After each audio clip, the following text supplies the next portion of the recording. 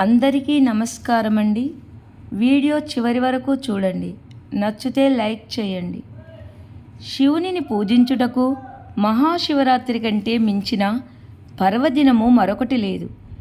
శివునికి అత్యంత ప్రీతికరమైన ఈ రోజున శివాలయములో అర్చనలు, బిల్వార్చనలు, రుద్రాభిషేకములు, విశేష పూజలు చేసినచో ఆ పరమేశ్వరునికి ప్రియులై కైలాసవాసము నొందగలరు.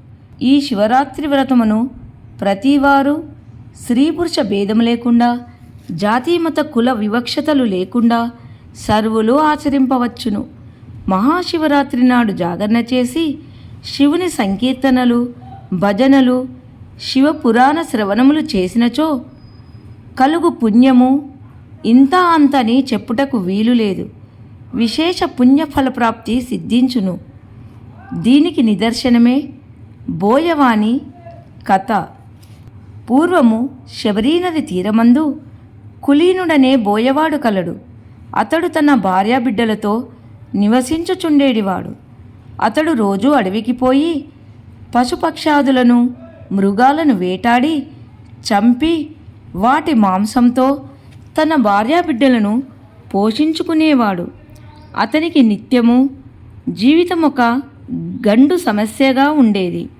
దినదిన గండము నూరేళ్ల ఆయుష్ అన్నట్లు అడవిలో వేటాడిన ఆహారాన్ని ఇంటికి తీసుకొని వచ్చి వండించుకొని తినేవాడు.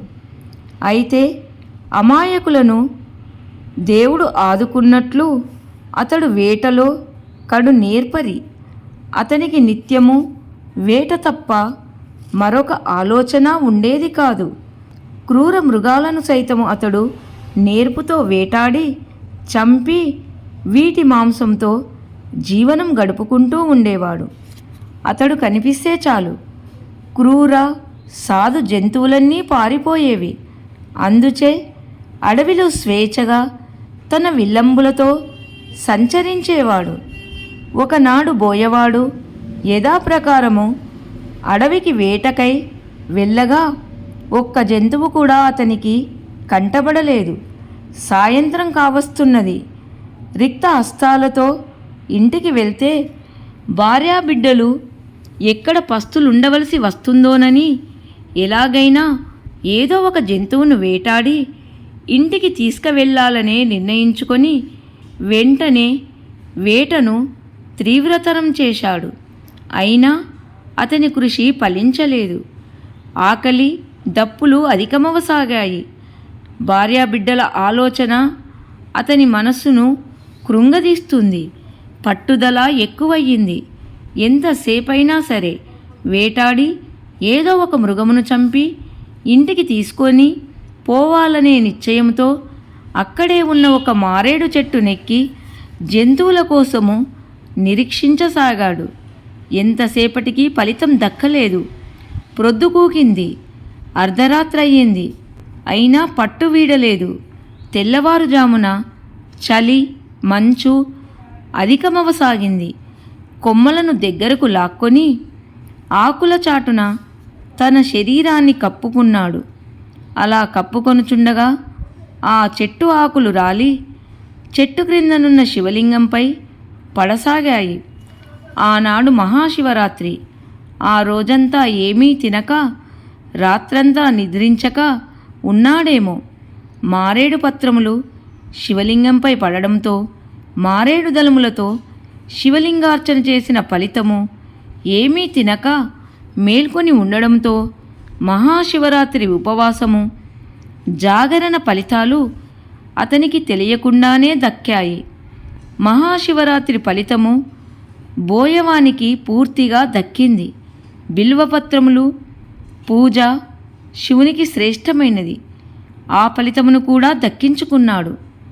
ప్రతి జీవికి వృద్ధాప్య మరణాలు, జీవితంలో ఒడిదుడుకులు ఉంటాయి. జీవుడు పూర్వజన్మములో తాను చేసుకున్న పుణ్య పాపములను అనుసరించి తదుపరి జీవితము ఉంటుంది. దీనికి భగవంతుని దృష్టిలో అందరూ సమానులే. భగవంతునికి చిన్న అని కానీ, పెద్ద అని కానీ, ధనికులని కానీ, బీదలని కానీ ఏ విధమైన తారతమ్యములు లేవు. జీవుల కర్మానుసారము అనుభవించవలసిందే. అట్లే ఆ బోయవానికి కూడా తాను చేసుకున్న పూర్వజన్మ సుకృతం వలన మహాశివరాత్రి ఉపవాస జాగరణ ఫలితాలు దక్కాయి. అప్పటి వరకు అతడు చేసిన పాపములన్నీ హరించుకపోయాయి. తిండి తినలేదు. తిండి తినక రాత్రంతా మేలుకొని ఉన్నాడు. ఇదంతా అతడు తన స్వార్థ చింతనతో చేసినదే గాని భగవంతునిపై భక్తియుండి కాదు. వేటాడుటకు జంతువులు దొరకక తిండి తినలేదు. చిత్తశుద్ధితో మారేడు దళములతో శివలింగాన్ని పూజించలేదు. కానీ అతడు కూర్చున్న చెట్టు యాదృచ్ఛికము. ఆ చెట్టు క్రిందనే ఉన్న శివలింగంపై మారేడు దళములు పడటం యాదృచ్ఛికము. చిత్తశుద్ధితో శివుణ్ణి పూజించలేదు. అంతా యాదృచ్ఛికమే. అట్టి కఠినాత్ముడు, క్రూరుడు, మహాపాపి అయిన బోయవాడు కైలాసప్రాప్తి ఎట్లు పొందును? అంత మాత్రానికే అతనికి పుణ్యఫలం ఎట్లా అబ్బును? ఈ ధర్మ సందేహమును తీర్చుకొనటానికే మీ వద్దకు వచ్చాను అన్నాడు యమధర్మరాజు.